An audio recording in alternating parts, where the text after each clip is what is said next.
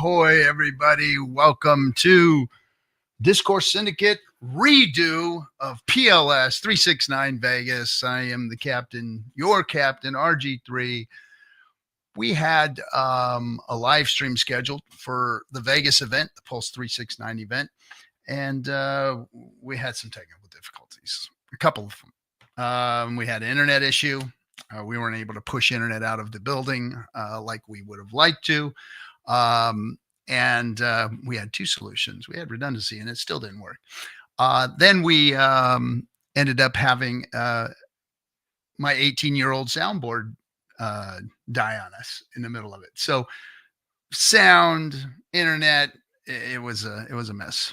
But we have invested in new equipment and we're ready to go, all ready for next year. So it's going to be good. Everything's fine. So what we decided to do with this panel, because it was a popular panel, everybody seemed to like it, and it was one of the ones that got really messed up. So we'd like to bring it to everybody live here after the event. Maybe even better because we have a little more time to think about it. We already have had these questions, asked and answered. So maybe we'll even get a little deeper into it. Yes, we missed those of you who didn't show up or couldn't make it. Maybe next year, next season, after this next bull run, maybe we'll get more people there. But it was a very successful event. We filled up the seats. We had the oh boy, now my internet's acting up. Is it? You know what it is? I got a kid in my house that is programming AI, and he's probably downloading. He's building his own programs and stuff. But anyway, hopefully I'll get this to square away here in a minute. I'll go off camera and yell and scream upstairs and say, "Hey, you should turn that shit off." But anyway, so I'm going to bring up the panel that was with us at the PLS 369 event. For those of you who didn't get to attend, or for those who attended and want to see it again, here, ladies and gentlemen, boys and girls, Cryptopians, Hexicans, I bring you panel and flip this over. We have our good Twinkie. What happened there? Fast Abdul, Crypto Graphics, and the Ascending Man, our buddy from the DGen Roundtable. How's it going, guys? Okay, let's see if we can do some of this here. Make it look like everybody is looking at one another. There we go. What's happening, fellas? How you all doing? Good. It's been a bit of a crazy day, but we are moving forward. Nice. Yeah, glad to be here. Thanks for having us back, Captain. Glad to have you. Yeah, glad to be able to redo this one because this was a really good panel. It was a really good conversation. Unfortunately, it was only the people who had attended live that were able to truly hear it, which, is one of the perks that you get for attending the conference, right? But yeah, in this particular case, we wanted to share it out to you, everybody out here. And yeah, I'm just looking forward to being able to talk about this again. And by the way, we are having the rest of the stream that we did capture a bunch of it.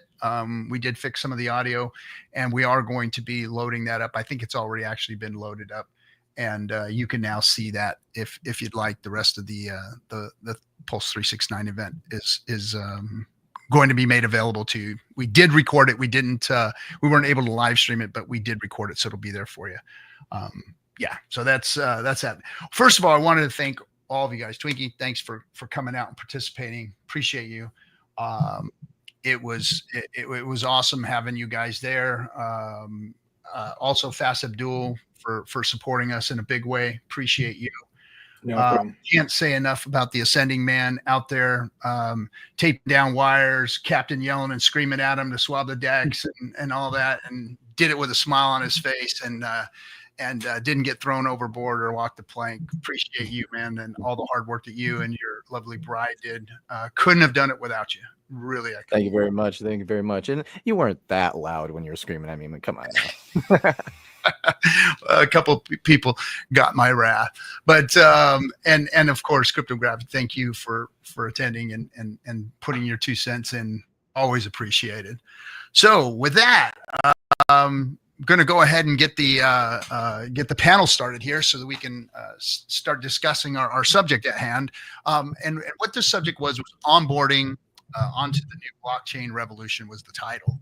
And it's about investing and building, and what you guys, what your best answers to these questions are. So I'll go ahead and just kind of moderate, jump in here and there, and let you guys answer because that's what people really want to hear. So the first question is, what are some of the biggest barriers? Hold on a second. I think, do I have something on? I'm being held in the back room. Oh, okay. I'm not sure. Okay. Sorry, guys. Let's jump into the first question here. I guess oh boy. Hopefully no mic issues like last time. Well, if it's an issue with your mic. Everybody sounds good. No, you all sound fine. I think my mic's good. I think it's my internet is a little shoddy. But anyway, so the first question is, what are some of the biggest barriers to entry for newcomers looking to invest or build in the blockchain space? You want me to take this one first? Go for it, Nate. Have at it. You spoke first. All right, here we go. So the biggest barriers to newbies when you're onboarding them, the biggest barrier is, in my opinion, it's the way people view. Yeah, it's the way that people view crypto. And when you're sitting there telling someone it's okay, you can go ahead and get a centralized exchange, it's the same sort of deal, KYCing and everything that, say, like an E-Trade account would be, right? People feel safe with that. But the second you start talking to people about, well, you need to go get this wallet, that wallet, but be very careful with the one that you're downloading because it could be a scam. But then you also need to remember your seed phrases and go and write all those down.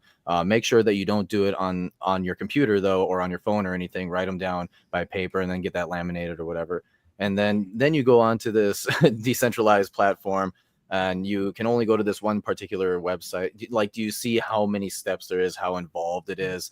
Obviously, for the people of Pulse Chain, right? It's kind of a naughty word to say, hey, all you need to do is just get a centralized exchange and you'll be good there, right? When you're onboarding someone at first, quite frankly, making it as gentle and kind as possible, and then isn't the least amount of clicks is the best way to do it. And so, when you tell them, just get onto a centralized exchange, just, don't worry about all the other stuff. Just simply get this one, Rabby wallet. And then all you need to do is just go to PulseX. Here's the link to it. Just go swap a few dollars in, right? When you're just saying it's as simple as that, you don't need to worry too much about the security. I know that a lot of us who've been in this, right, who've been balls deep into this type of DeFi, we kind of look at that and go, nah, we can't really be doing that to people because we need to try and teach them about security and becoming their own banks and all that. But I do think that there's levels to this. And I think ultimately the greatest barrier to onboarding is forgetting those levels. And so when you're like step one, just focus on step one as easy as possible and be as nice as possible. It's not scary, guys. It's not scary. Yeah, I'll add on to that one. I think one of the things is we want to, generally speaking, to start, be directionally correct. We don't have to necessarily optimize out of the gate. I know many of us come from different walks of life, have different skill sets. You want to give the user or the person some base level of success out of the gate. So to Nate's point, that might be starting with a centralized exchange just to get them feet wet on some aspects of that. Because if you sit there, and I know a number of your viewers are going to be seasoned hands when it comes to crypto and DeFi, and they're going to be folks that are passing through that have some level of curiosity who really aren't fully into this space yet. What's a certain level of success we can give them that will enable them to hang around, continue in the space, and continue to grow with their knowledge? To Nate's point, just all the language. What the heck's a bridge? What's the difference between a CEX and a DEX? what do you mean DeFi? Like, what does that stand for? There's all this vernacular and all this explanation that goes into it. Whereas if you can just get them up and running on a very base level and say, hey, this is foundational level stuff, this is layer one type stuff, we're going to continue to build out your subject matter knowledge and expertise so you can capitalize upon further opportunities or build things out or run your own teams, build your own products in the future. But this is our fundamental starting block. We want to give them a solid foundation before we drag them off into everything else. I'm going to zoom out a little bit and say it's fear. People outside of crypto have no idea. They just hear rumors about crypto. So it's really their own fear that is keeping them from making that leap. So they need a purpose. They need motivation. Why are they going to get into crypto? Are they going there just to make $1 million? Is that enough? Or is there another goal that they can work towards? So having expectations for why you're getting into crypto, why you're going to commit, and not just put in $500. If you're going to commit to crypto, and if you really want to make a difference in your life, then you need to have conviction that you're in it for the long run, that you're not just going to turn around on the first green candle and sell all your bags. You need to have that mindset that you want to be successful, and that you're going to make a difference in your life by committing your time to it. I think the biggest obstacle faced by brand new people to crypto, particularly if they're looking at something like the Pulse chain, is where to go to learn. Because you can go to Google and type how do I do crypto, and you're gonna every second click is going to be a scam website, and most of the ones that aren't scams are going to be somebody selling their own narrative without not with your best interest in mind. So, to have resources to turn to be able to give people, take a look at this. Crypto Coffee offers a course. You could take this course. This is where you can learn. Here's some, less biased information where you could onboard yourself and know that you can trust what's on the screen in front of you. Or the various private groups that we have on the Pulse chain where, you could pay a small fee and learn from, the No Permissions group with Randy Larsky, or Dollar Cost Crypto and Cultivate Crypto, those kind of private groups where you're less likely to get intercepted by a scammer on the way in, or those kind of resources and courses where you can actually trust what's on the screen in front of you. I think those would be really important to get that sort of thing into the hands of brand new people. Nice. I like all your answers. I think, lack of education of the fundamentals, the complexity of wallets, security issues, seed phrases, securing your seed phrases, not clicking on things that you don't know, don't put your keys in holes that you don't know where they're going into. All of those things are important. And then, when it comes to emotions, to human emotions, I think the fear of the scams and the volatility. This market is ridiculous. It's the volatility. If you can't handle an 80 or 90% swing, that's almost ludicrous to tell somebody that, hey, I want you to invest in this. I'm going to teach you how to do it. I'm going to show you how to secure it. It's very, very dangerous. There's a lot of pitfalls. And you've got to be able to be used to 80 to 90% swings. Are you good? Can we get you into crypto now? It's like, are you fucking kidding me? Right. And like us here, you've seen every meme in the world about, the crypto guy that's been in multiple seasons, a 90% dip, everybody else is screaming and yelling. And the crypto professional just sitting there going, it's just another day in the market, guys. It's blood in the streets, buy the dip, blah, blah, blah, blah, blah. But you got to be able to let your onboard know that there are some scary shit that's going to happen, and you've got to be able to take it, but on top of that, because it's so scary, volatile, decentralized, dangerous, the upside of it is more than beneficial to getting involved. And if you mitigate your those issues with somebody that knows what they're doing, with people like you said, like Crypto Coffee and DCC and their courses and things, you can protect yourself to a certain extent. But that doesn't. Even the best of us have been scammed or done stupid stuff. It happens to everybody. So you just have to be double checking, crossing your T's and dotting your I's. So let's jump into the next question here, since we all have answered that pretty adequately. For someone new to blockchain, what are the first steps they should take to begin investing? Okay, so I think we kind of already answered that a little bit in the last thing, but maybe I'll just reiterate it, right? Reiterate it, make it very clear. I will, again, start on a centralized exchange. Oftentimes I've had people legitimately just in a subway, right? I'm just going to get a sandwich at break, right? And So let me there's just jump in that real quick. Yeah. Tell the audience what do you consider a centralized exchange that is a safe centralized exchange? So a safe centralized exchange is going to be a very large company that has the backing of a lot of different VCs. Specifically, the best ones would be like some sort of government entity. Okay. Now, obviously, that's all kind of scary sounding to people like us. Okay. However, we're again levels. There's still right? no FDIC though. Remember that, guys. There's still no FDIC in crypto. Yeah, right. Yeah. But remember, guys, there's levels. Okay. So when you get to like our level, right, that's where it's like, I want to get the government far away from me. Okay. And that's when you start getting away from centralized exchanges, things like that, and you start doing all of DeFi. However, to start somebody off, you can't just say jump into this and then have all the pitfalls just getting thrown at them a million miles an hour, right? You need them to be as safe as absolute possible. The safest place that they can be is, well, backed up by something like a government, which there'd be a lot of backlash, and it would not be good if, say, Coinbase goes down. There you go. You said it. That's what I was trying to get you to say. Say the word. Go ahead. You can say it. Coinbase. Yeah. Large companies. Even no matter how decentralized you are, you still have to utilize that, right? I mean, you just said, hey, and when you get to our level, you're decentralized. But we still use things like, God forbid, Gemini or Coinbase or Binance in order to move crypto in and out of fiat. So there are other things like OX Coast that are more decentralized that we can use. And those are a little more advanced as far as, figuring them out and dealing with the pitfalls. So that's what I was trying to get you to say was go ahead and say that. Okay. Yeah. No, just getting somebody a Coinbase account is just so easy to just start with that. And I've legitimately had it where, I would rather onboard someone into crypto and then have them learn about Pulse Chain later, rather than try to onboard them on the Pulse Chain and then them having no idea what they're doing, and then they just never touch their bags ever again. That's what I try and focus on.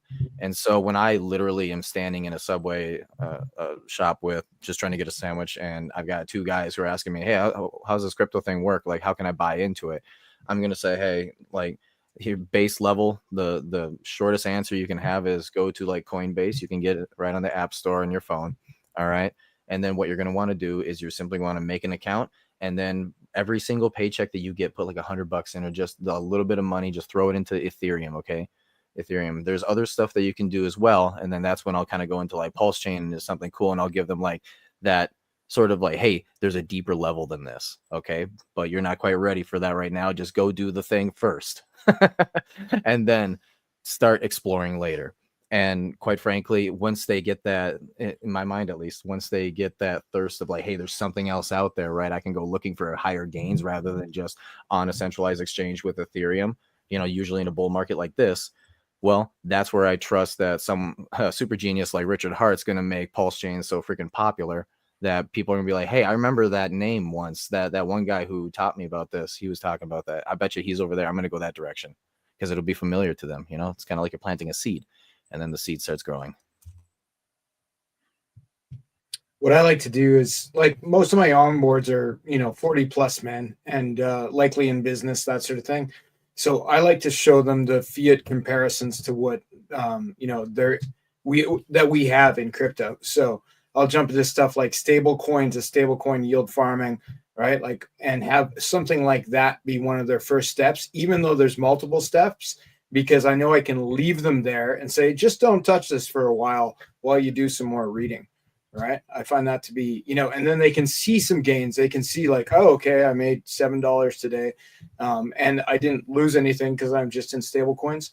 I find that to be a good one to help them get their mind around the process and actually come out with a small win at the very least.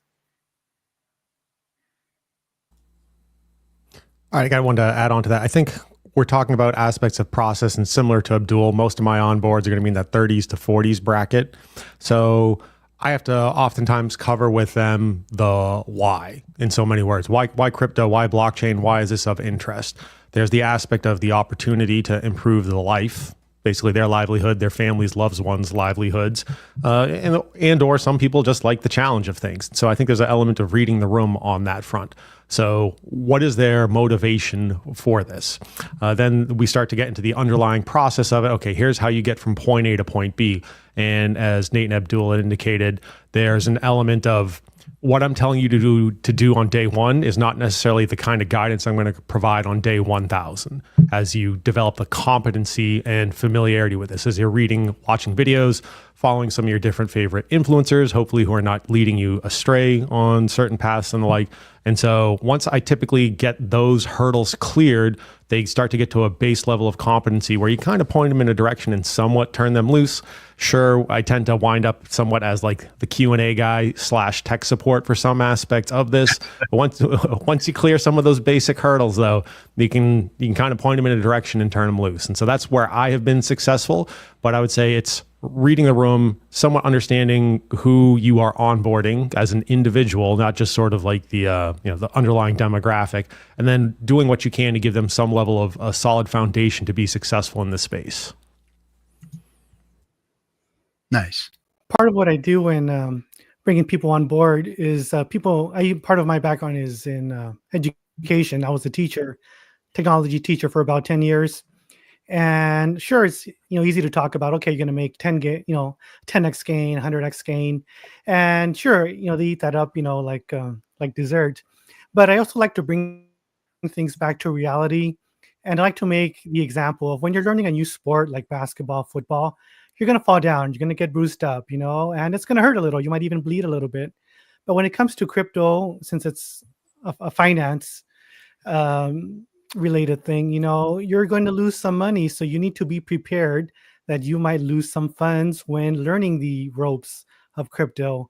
Sure, you might go up, but you also have to accept the volatility that you might go down, 50, 70%. So I try and make them aware that, yes, there's a lot of gains to be had, but you need to be mentally prepared, for bleeding out, some funds, and you might need to go back into your bank account and reach out, and maybe forego going out to go clubbing or a movie or that vacation you had. You need to be prepared for accepting some losses, unrealized losses, and, be prepared to put in some more funds, because it's not an easy roller coaster. And those who hang on the longest, those are the ones who usually come out on top. Yeah, and just make sure that the money that you're losing is Starbucks money, cigar money, and not your rent money. All right, let's move along into the next one. So we talked a little bit about the scams and the clicking the buttons and sticking your seed phrases and keys into things that you shouldn't be sticking them into. What are the key indicators of a legitimate and promising blockchain project versus a scam? Now, if I was to jump into, I just want to say something real quick. Now, you can lose money on things that aren't scams. So let's first put that out there. Not everything that you lose money on is a scam. Not everything that goes down to damn near nothing is a scam. Sometimes they're not adequately backed up by the founders. Sometimes they have bad code. Sometimes the community itself doesn't have confidence in the whales don't have confidence in the product, and liquidity gets pulled, those kinds of things. There are all kinds of things that aren't scams that can lose you money. So don't think that just because you find a great project that is legitimate, that is good, that you're always going to make money and not be devoid of serious risk of something not ever going up to where you've wanted it to. So keep that in mind first, and then I'll let you guys get into what does look like a scam or what is a scam.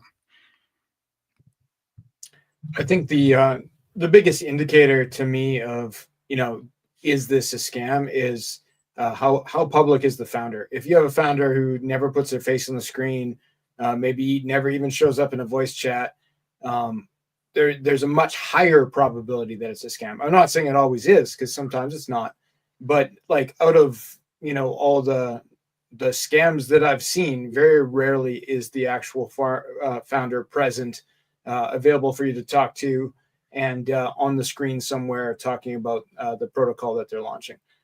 There seems to be a large correlation between anonymous founders and scams. Yes. You hit the nail on the head with that one. That's one of that. See, when you asked that question, RG, my first thing that popped in my head was literally like, is everyone doxxed? Is the team doxxed? Is the founder doxxed? Right? Can you see their face? Are they actively trying to do something with the community? Right? How long There's have they been another around and active in the community? You know, Exactly. our community Yeah. is a great indicator of that, because we have such an organic, close-knit community that you have every opportunity in the world to jump out there and get involved with the community and show who you are and get on these streams. I mean, we have an open stream where anybody can come on a Friday night. You know, I mean, it's easy for you to go out and try and build trust within the community. Now, that's not saying that somebody can't be going out there building trust and faking the funk and, you know, making, you know, a play on everybody that way. We've seen that happen too. But I think, yeah, you're right with it as far as the indicators, you know, showing your face. I'll piggyback Yeah. on that and go ahead. Yeah, I'll piggyback on that. And it's those personal connections. I was in crypto for about 2 years, maybe 3 years, until I saw the Pulse Chain tour coming around. And I said, hey, you know what? I think I'm going to go and see what it's about, you know, after being in it for a while. And even though you see people online doing streams on Twitter, once you get to shake people's hands, you know, and just see those nuances of how they interact with other people, that really is a big leap forward in how you can trust people and projects. So yeah, making that personal connection is a huge, huge difference. And if it wasn't for that, I don't think I would have dived in deeply into Pulse Chain otherwise. So yeah, making some sort of relationship, even if it's online, you know, if you're on Twitter or Telegram, if you're able to reach out and get a hold of a moderator, you know, if you're lucky, a dev, but yeah, making those personal connections, having something to contribute, and having someone to learn from, that's a big plus. Yeah, community, right? And with what you're talking about there, is something that you need to know about communities when you go looking for them. So number one is energy, right? Energy and passion. Is the community of people legitimately like excited about, you know, this project, or excited about the meme coin, whatever it is, right? Are they? Well, sometimes you can get bots that are like, oh, yay. They're talking to each other saying, oh, looking forward to this. Can't wait. Yay, yeah. And then it's like, they just have some gifts or whatever, like money. And it's like it's not real people, because as soon as you start like, hey, are there any streamers, you know, does anybody want to have, you know, like a hangout, does anybody want to go do a spaces on X, you know, those bots obviously are not going to show up, right? And so that's the other aspect of it is kindness, right? You know, reaching out to others within that community and being part of it.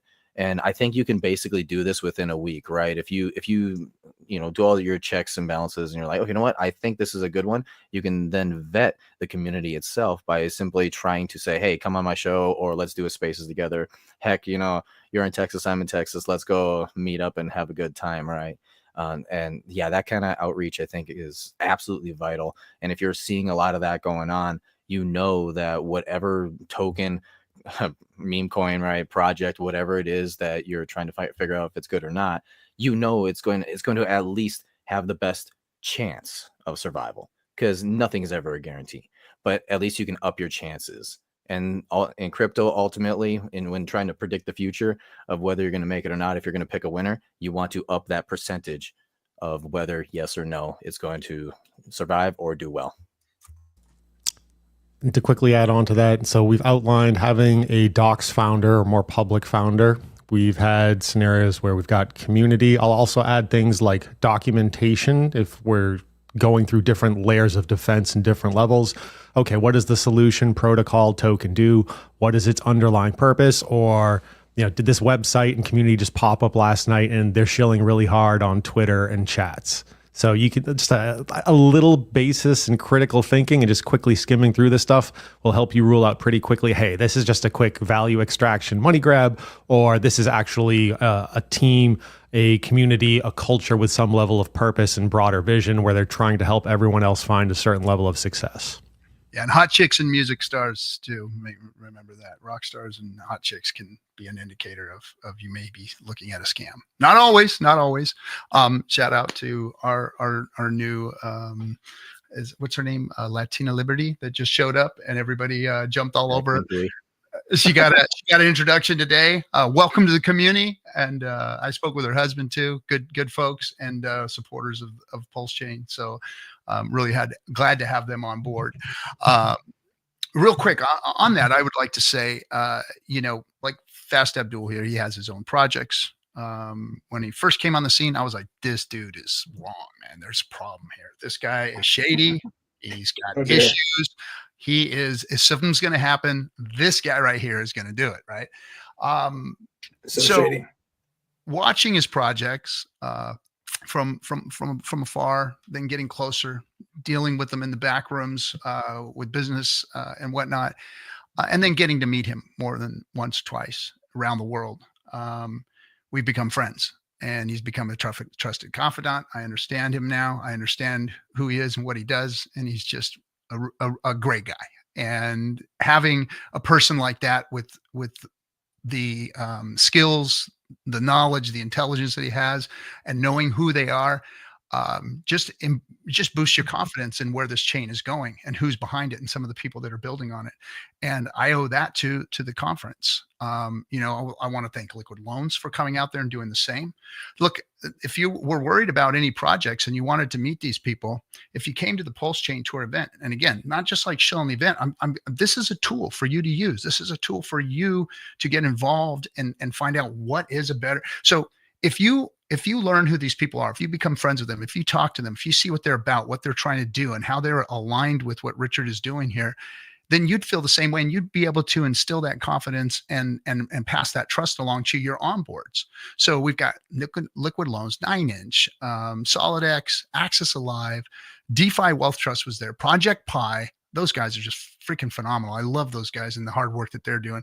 The Pulse Chain Foundation, the Pulse Chain Foundation and what they're actually doing. The founders and everybody were there. Actuator, the Grace Currency, the Pulse Chain Cabal, Spark Swap, Cryptographics, who's sitting here right now. Again, another one that we got to meet. Who else? I got a list here. Pulse Entertainment with Tyson, Crypto Ape. He's the guy that put all of the stuff together for us. I'm sorry, Graphics, right? I keep saying graph. Up Token, Dollar Cost, of course, Discourse Syndicate, KSB, and Cultivate Crypto, who's Charlie with DCC. All those people were there for you to meet. We're there for you to talk to, ask questions, watch how shifty their eyes are, see what kind of a person they are. That's what these in-person meetups are for, so that you can get confidence and build trust in the community amongst one another. So yeah, thanks for answering that question that way, guys. It really brings it in. I'll let you. Anybody else want to throw anything else in there? Thanks for your kind words, sir. I think we beat that horse to death. Okay. Here's the next question then. What makes Pulse Chain a compelling blockchain for newcomers compared to other chains in the space? Low fees is a huge thing. Like it's so much cheaper than Ethereum, and it has such a better community where you can you can learn and become part of the community and grow with us, right? I don't think you could say that about everywhere else.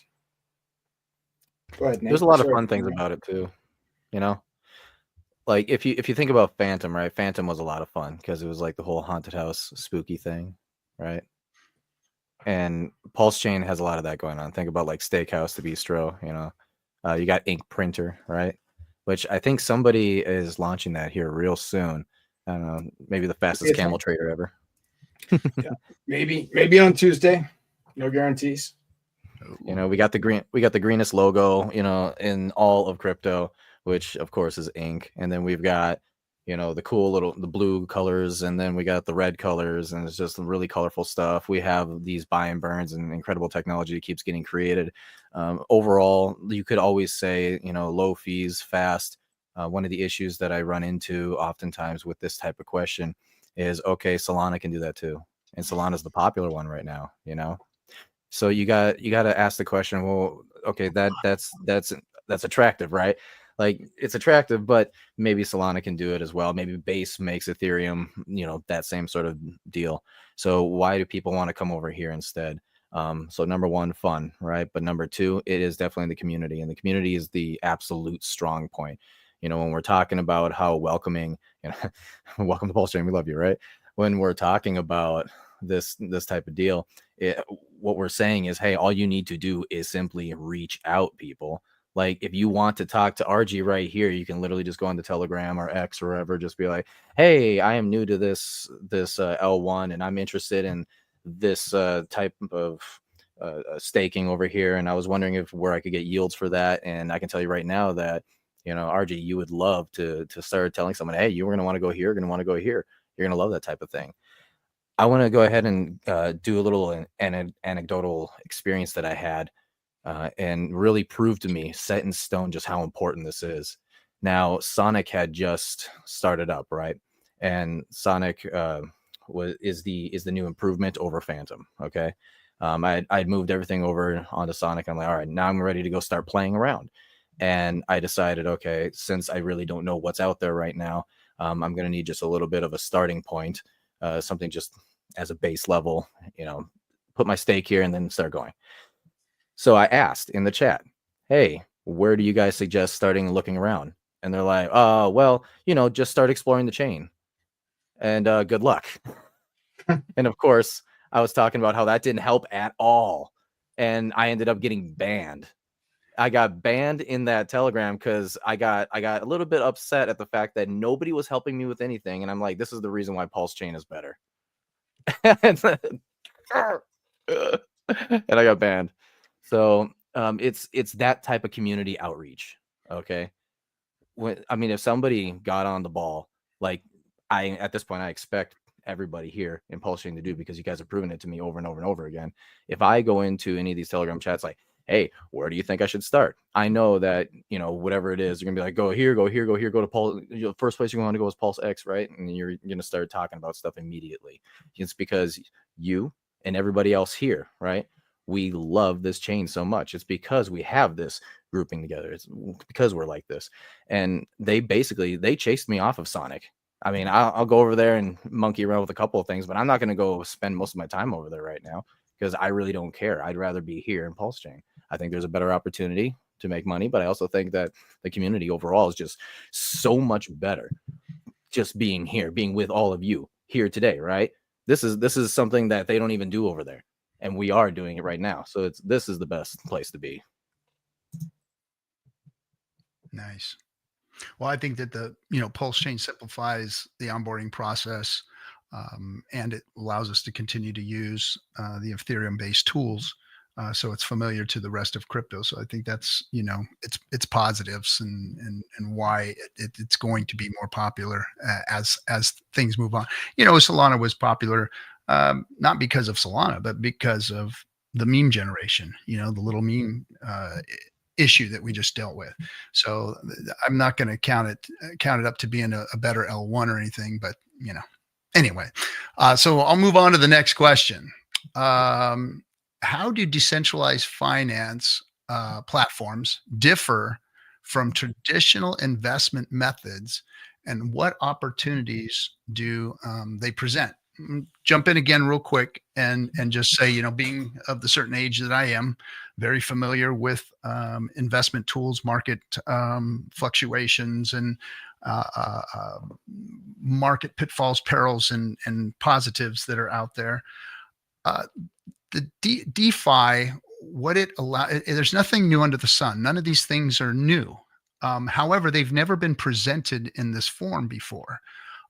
There are market sentiments actually baked into the code, which if traditional investors start to understand and realize these tools and how they're baked in, that's when we're going to really see mass adoption, is when people understand that DeFi is really just all of the negative externalities of regular finance trading taken out and positive externalities added in to your investments. And that's when we're really going to start seeing things move up, in my opinion. So I'll let you guys take that one away. So from my perspective as a user, it's the freedom that I get. I'm cutting out the middleman for a huge chunk of this. It's myself and the protocol, or myself and the community. And you're going to hear that word come up repeatedly over tonight's conversation, community. In this case, I know, RG, you were saying like, sometimes things fail, not because it's a rug, but hey, doing this correctly at times can be very, very difficult. Aside from that, I look at blockchain crypto adoption in my personal life. It's a path to ultimate freedom, but with that also comes a whole hefty dose of responsibility. It's up to me to, again, reach out and take a look at some of these founders, see if they're doxed or not, read through some of the documentation or not, try to take a look at how that protocol is held up over time, or if it's a brand new protocol, how's it looking under certain audits or the like. But outside of that, I can look around, and in many ways, it's like a very open marketplace. I can kind of shop around for a sort of DeFi applications and like, and try to figure out what's the best opportunity or best deal for me, myself, and I. So I appreciate that I don't have to go down the street and file a bunch of paperwork potentially to move my money around, or have an issue of, hey, I want to close my account. What do you mean my money is not mine? You're not letting me withdraw, and I have to give you some sort of written justification. What kind of garbage is this? No. I have the freedom to go do what I want to do. So too do I have that match with a healthy dose of responsibility. Yeah, I want to go ahead and sorry. Real quick, I'll just throw this one out here, right? Because this is anecdotal again. It's like I'm looking to take out a loan, okay? And there's a whole like 2-week long process of paperwork and everything I got to file and able to take this loan out. Right. But if I want to throw this money into, like, say, crypto, and it's like, wow, 2 weeks is a long time in crypto. That's kind of ridiculous. Whereas if I wanted to take out a loan and I had a bunch of ink, I could literally just put it in the ink printer. Bam, I got a loan right away. So with what you're talking about, Twinkie, is absolutely 100% correct. And I'm sorry I interrupted you twice. No problem. I think you hit it on the head with the concept of when you're involved with proper decentralized crypto protocols, you take out the middleman, and usually all of the middleman's employees that he was charging you for. So it's like, it's between you and the blockchain. You can be your own bank, or you can be your own store, like depending on the nature of the protocol, right? You're taking out a lot of middlemen that would have taken a cut of your profits with traditional finance in any way, shape, or form. And I think that is one of the main advantages of decentralized crypto versus traditional finance. Yeah, absolutely. Being your own custodian. I've been onboarding people for about a year now, and I sort of stumbled into a new niche where I'm starting this offshoot called cryptoforcollege.me, because I have kids and I know people who have kids. And I think to myself, how am I going to afford sending kids to college? And boom, here comes the hex staking ladders that people can make. So as opposed to, putting your money in like a Fidelity, college fund making 5-7% a year, you can do a lot better with being your own bank. Basically, there are tons of farms and liquidity pools that you can get into and make a lot better percentage gains than you can with traditional FI. So Pulse Chain is like a dream come true, for people who are thinking long term. Because if you have kids who are going to be in college, you have 5-10 years before they get there. So just imagine how many bull cycles you're going to be waiting through. And by the end of those cycles, your kid is going to be doing pretty well with not having to repay any of those college loans. Unless you already got kids in college, you're cashing out now. Start a small business. All right. Anybody else, or move on to the next one? Okay. Here's an easy one. This is kind of just going to be a plethora of imaginary or of horribles. What are the most common mistakes you see new investors making in the crypto space? Do you want a list? You said this was an easy question. Well, I mean, there's so many little mistakes, little pitfalls, and big mistakes. Maybe we should start off with some of the bigger ones. I would say one of the biggest mistakes that new investors make is security. Is not protecting their seed phrases. Um, I'll give you just an example. One of my onboards. Um, we had somebody went and visit them, and they called me and said, "Hey, your boy." I go over to his house, and on a yellow sticky note, he's got his seed words on his screen on his computer. And I said, "What? Did you teach him how to handle his seed words and stuff?" Because they were literally just sticky noted on his computer. I said, "Oh my gosh!" So it's the simple security things right off the bat. I think the security of your seed phrases, not clicking on, or understanding and knowing that there is no. I want everybody to understand that there is no tech support in crypto.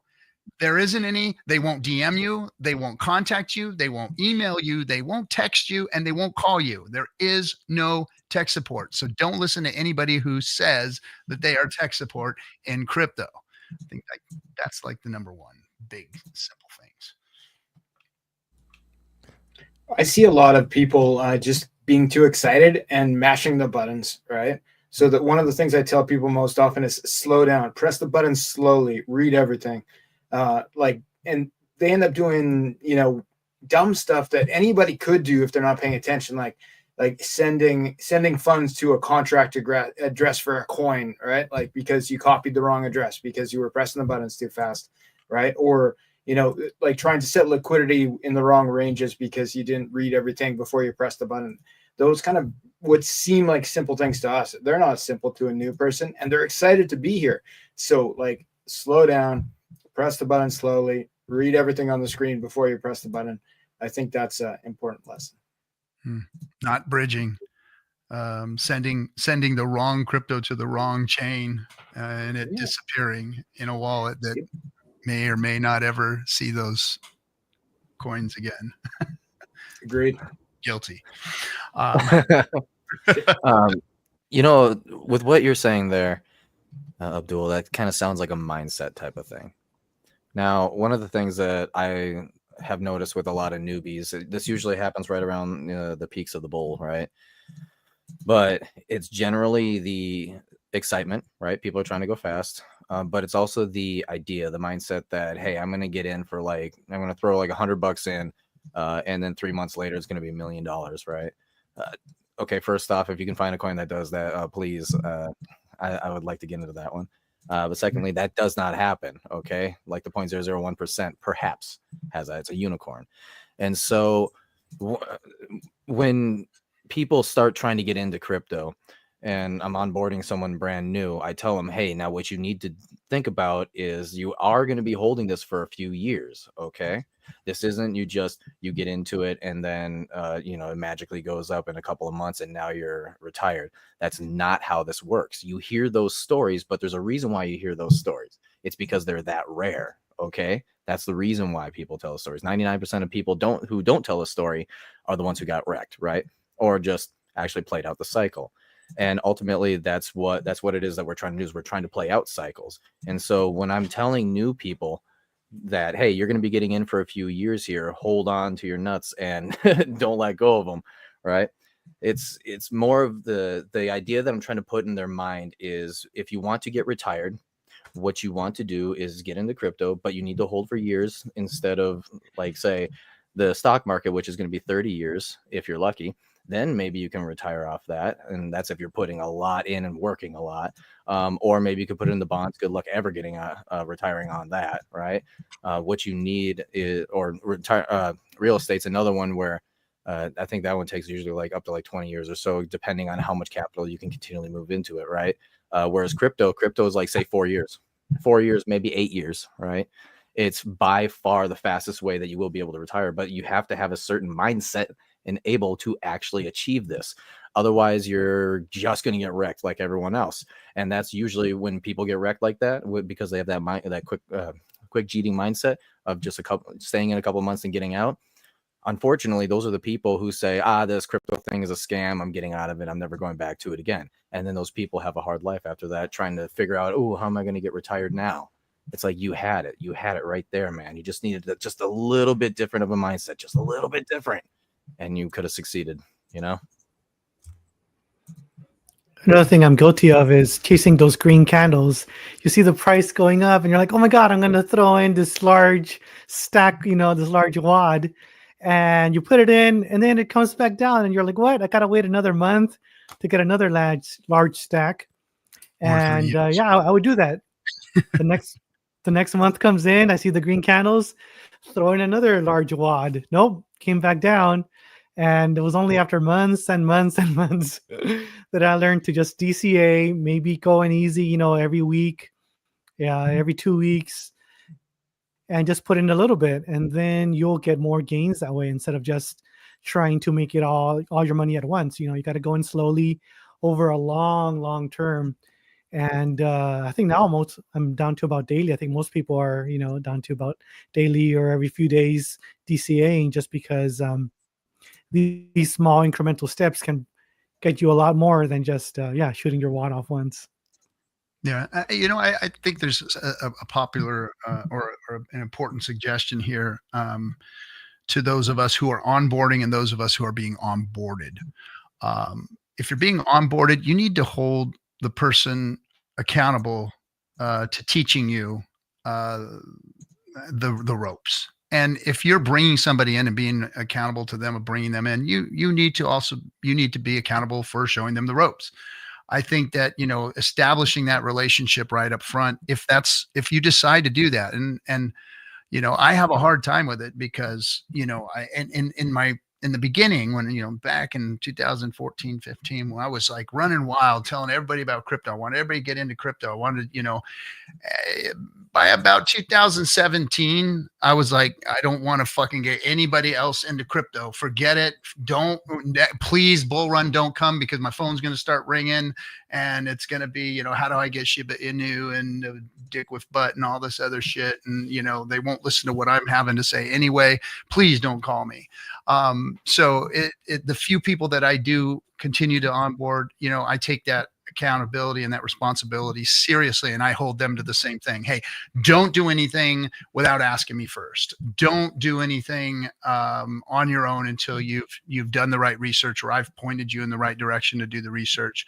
So take accountability for one another, and make sure that relationship is established right up front, because one simple little mistake, and somebody can lose a fortune. And I've seen it happen amongst friends, where people have lost, $500,000 because of a mistake that was made. And that is a hard thing to deal with, especially with friends, family, and whatnot. So I think there's a big responsibility here on both sides to make sure that if you are onboarding or being onboarded, that you make that relationship understood.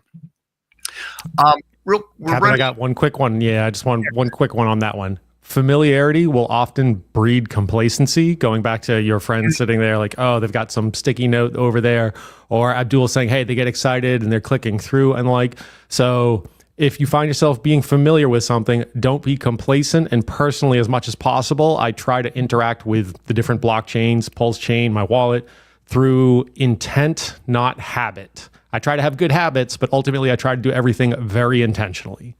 Yeah. It's the worst call is when that your onboard has done something that is irreversible and you have to tell them, and they call you, hey, I did this. Is there? And you're like, oh shit, here we go. I got to tell them this is the heartbreak right here. No, you're screwed. You're done. It's over. There's nothing you can do. You sent that money to the dead address or whatever, it's not coming back ever. So anyway, switch it up real quick because we're running a little close on time here. Two questions are kind of related the same. So what are some of the reliable tools or platforms that Pulse Chain users can leverage for portfolio management or tracking trends? I think we should put the links to some of those here in the chat for people. So we'll try and do that. SJ will take notes. Well, my number one is DBank. I always go to DBank. I just kind of check it daily. Just looking at my portfolio in general, because you can make like bundles on there, right? So I can like take all my wallets and throw them together. Just checking out your portfolio and how much you've gained or lost will automatically give you a pretty good sentiment read on what's going on with the with the market. So that's step one. But also you're gonna need something like, say, a dex screener. GoPulse.com was a Pulse Coins list. Something like that, right? You can actually go and check out the charts and see after you've looked at your portfolio and seen that you lost, you went down like 50%. You're like, whoa, what happened there? You're able to go check out your coins and see what the heck happened, and then get excited because then you can buy more, right?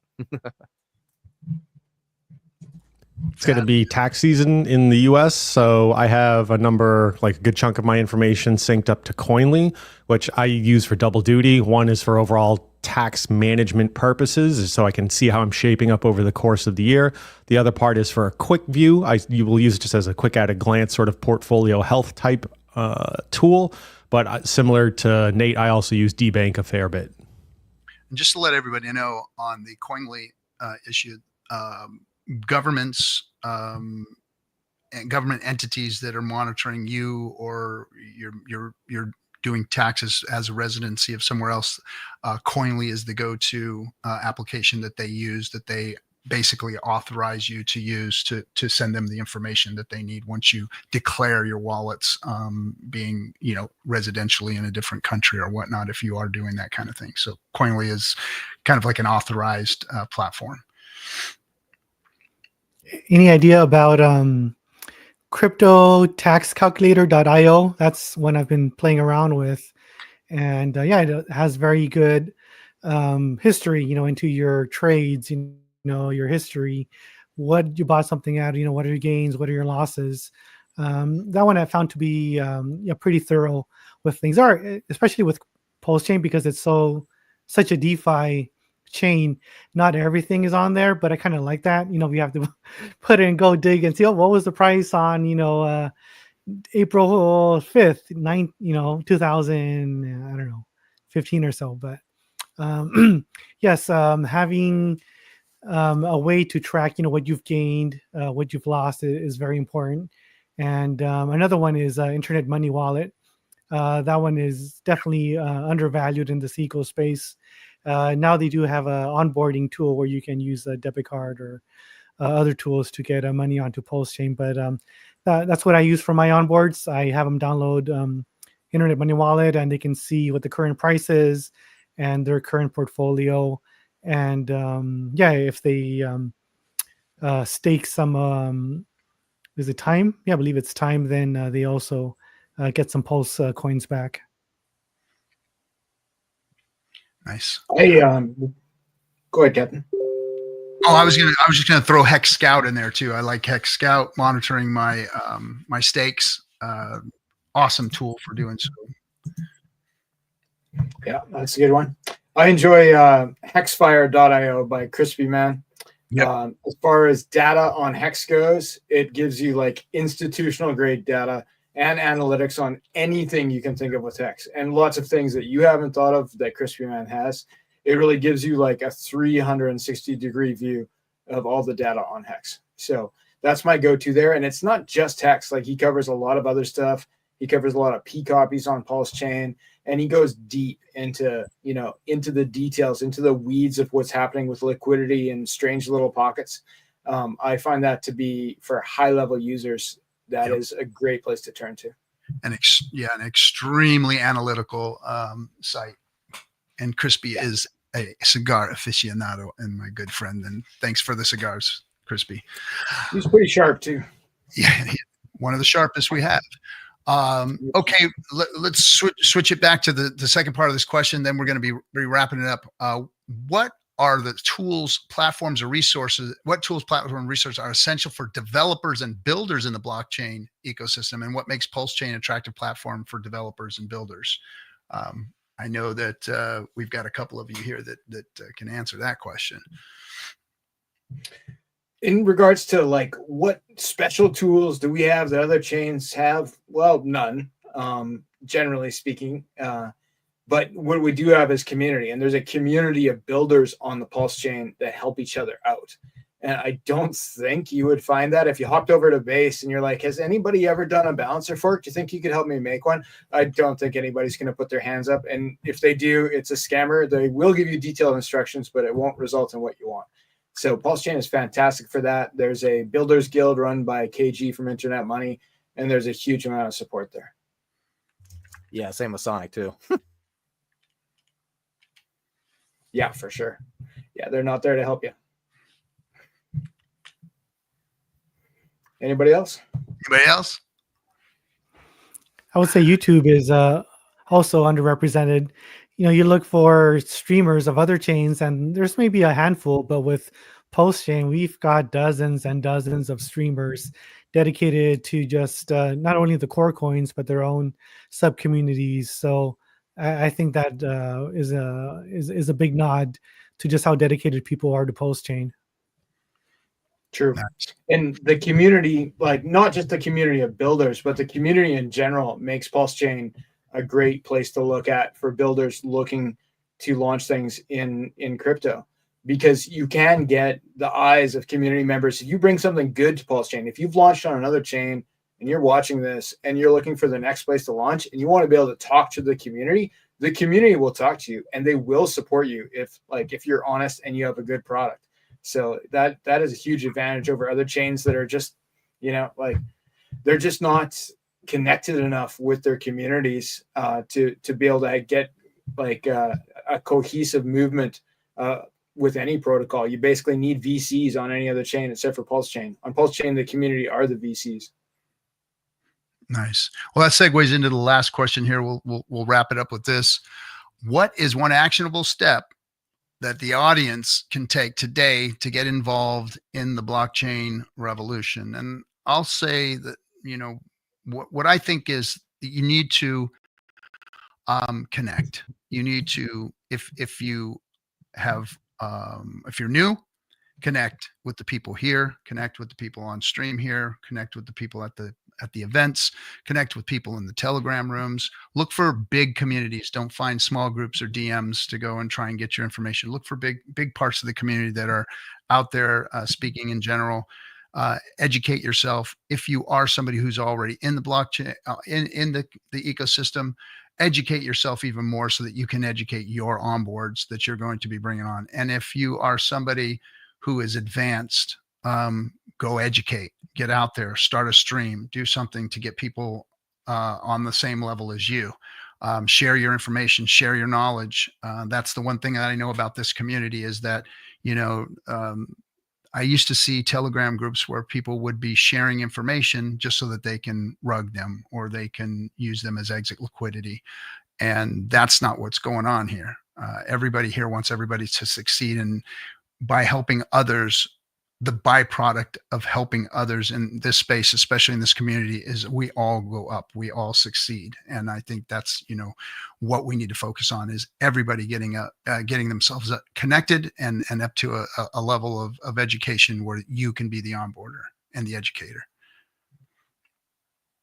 Yeah, I'll add to that, Captain. I would say see one, do one, teach one under those guidelines. So many of the folks watching here tonight, they're going to have had some familiarity with DeFi, Pulse chain, wallets, bridges, and the like. We're going to have some folks who have never done any of this at all. So you have the opportunity to see one, poke around some of those YouTube channels, poke around some of those different sites. Do one. Get yourself feet wet. Don't necessarily YOLO your life savings into it right off the bat. Control that rate of flow on that one. So just in case if you do slip up, you don't take yourself down, you don't zero yourself out. As you become more familiar, as you were mentored, so too should you mentor someone. And that's a great way, I think, to organically build the community out over time. We were all taught and assisted along our paths. So too, in turn, are we doing what we can to assist others and continue to push things outward and help whoever follows us. That's incredibly well said. That's actually kind of the direction I was going to go. Now, for me, though, I decided that it was okay to pay someone, to pay for a mentor. I think that's something that a lot of people, they tend to tend to not really go after it, right? We have so much free information nowadays in this information age that we have a tendency to think, oh, it's free on YouTube, I can just go do that, right? However, do you have that ability to be able to disseminate what's good information, what's bad information, right? And unfortunately, I got wrecked in 2021 because of that. Instead, all you find is people shilling stuff. So you definitely want to try and pay for a mentor. Now, obviously, be skeptical of your mentor, right? If you're going to be giving, handing out money to some guy trying to teach you about crypto, try to figure out whether it's helping you or not. If it's helping you, then continue on. All right. But if it's not, then move on to somebody else. Be in and out very quickly. Be careful of very expensive ones off the bat. My $10,000 crypto course, like, I don't know about that. How about something as simple as $100 a month Telegram group, right? Private Telegram group. Maybe that'll work, right? It's only $100 a month, right? Are you going to learn? Or are you not? And exactly as you said, Twinkie, when you get into those places too, more than likely you're going to have more than just one student in these types of areas, and it's not going to be just you. And as you become more and more a part of that community, then you're going to start noticing that you're going to have gone from people having these walls of text that you're like, I have no clue what this means, to you typing out these walls of text yourself, and then people are asking you questions, and then you're able to teach them as well, and the cycle starts again, right? So yeah, no, I 100% agree with you, Twinkie, on that one. It's again, it's funny how we just keep going back to community, right? It's just community is so unbelievably important, and technically speaking, that is kind of what this cycle is all about. That's the technology of this cycle. But I won't go into that because otherwise I will probably rant for a good half an hour. So just like one of my videos on my channel. I'll pass it on to the next person. I'll give a two-part answer for this. So for those who are not in crypto, I would look at who the big streamers or the influencers are in post-chain, or if you're on somewhere else, you can look over there too. But in post-chain, look who the big leaders are, and you can try messaging them. Sometimes it may not get through just because those big leaders do get a lot of messages. But maybe look for those who are in the middle tier. Not the top, not the bottom, but those who have, a pretty decent following. They show up on a regular basis. Reach out to them and say, hey, I'm new here. I want to learn. What can I do? And that could be a good first step. Now, for those who are veterans, those who have been here for a few years, I would say reach out to a no coiner and send them $1 in posts. Set up a wallet for them. Tell them, hey, download this wallet. I'm going to send you $1 worth of posts, and I want you to do your own research. I'm going to recommend these, but do your own research and just try it. What can you lose with this $1 that I gave you? And check up on them, a month later. Hey, how did that go? Did you go up? Did you go down? Okay, let's see what the next month is. And I'm pretty sure that within, a decent time frame, they're going to say, whoa, I think I better put in more than just $1. I see some big potential on here. So that's one easy thing that we all can do. Very good. I think like for new people who are joining a community, once you get the ropes, the biggest thing you can do to participate, especially at this time in the market cycle, is pick a hero, in this, who has a social media platform that supports what you believe in, and support them. So like for, the Pulse chain, a lot of that happens on Twitter.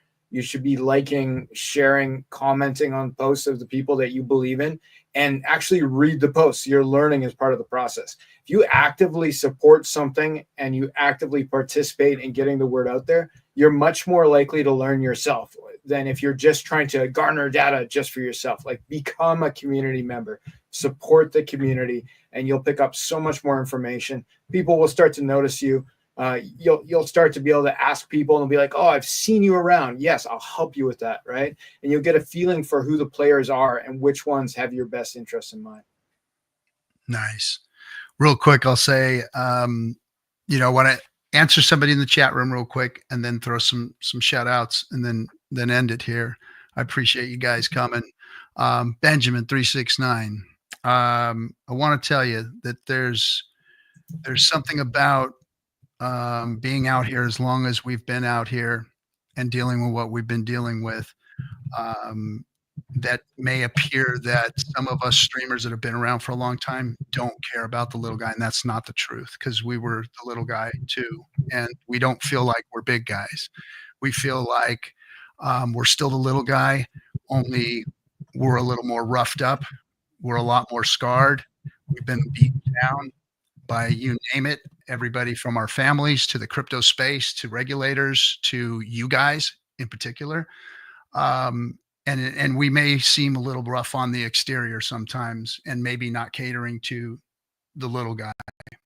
We can do better, and I'm not saying that your comment isn't unfounded. I'm just saying that maybe look at the other side of the story, as we should look at the other side of the story too, and become better. I think we all need to become better. But I want to show a shout out to Somi, Hexo, DCC and Charlie, Crypto Coffee, Maddie, all the people that have been out there working hard, Crispy, and streaming, Axis Alive, all the guys that have been out there doing this from the early days, that have taken the punches, that have taken the hills, that have gone out and done the things that need to be done to help build this community. They did it without asking for anything. They did it because they wanted to help grow this chain and grow this community, because they knew how important it is. We talk about how important it is. Well, you got to have guys like that out there doing it. And sometimes it gets overwhelming, and sometimes it gets real hard to speak to the people that are out there listening. So yes, keep us on our toes. Yes. Keep firing at us, but do it with respect, please. And know that these people have put in some hard work, as all the guys here. And I want to say thank you to Twinkie. It's been a pleasure getting to know you, having your rational, brilliant mind out there in the open, speaking to people, is a breath of fresh air for me. I've always said that better streamers, better people are going to come to the space and bring quality products. Nate, I can't say enough about you and the DGen Roundtable for always stepping up to the plate and helping out Discord Syndicate and doing the things that you do, and your lovely wife. Thank you for making the PLS 369 what it was. If it was not for your wife, we wouldn't have had that event go off as smooth as it did go. Gaffix, has been nice getting to know you and another rational mind, another brilliant mind coming into this space and speaking, and it has been a pleasure, and thanks for coming and being part of the panel. And Fast, I'm glad you didn't turn out to be what I thought you were, and I'm glad to say that I'm happy that the things that you're doing, the products that you're bringing to the Pulse chain are irreplaceable and necessary, and you're doing the things that we need done. So, and also thanks for becoming my friend over the last year here, coming to our events, supporting our events, and being there, showing your face, and talking to the people. You really is a testament to the things that you're doing, how you act, and how you are in public. So I appreciate you all. And thank you for coming, guys. We will catch you on the next one. Everybody, effing Hangout is still going to be on. We're going to do it at about 7:30. And again, that's your stream. Everybody can come on in. You guys want to come back on too, you're welcome to. But any last words real quick? Glad to be here. Thanks, Captain. All right, guys. Thanks for having us, man. Absolutely. Thank you very much. For everybody out there, thank you for being a part of the best community in the world, in all of crypto. And I'm looking forward to many more years having people like you around, because I think we're going to be a lot bigger in the coming years. And I look forward to it.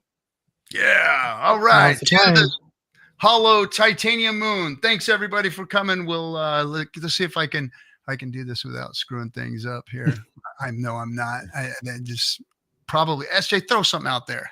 Thank you. Woohoo. Oh, was that it? Outro.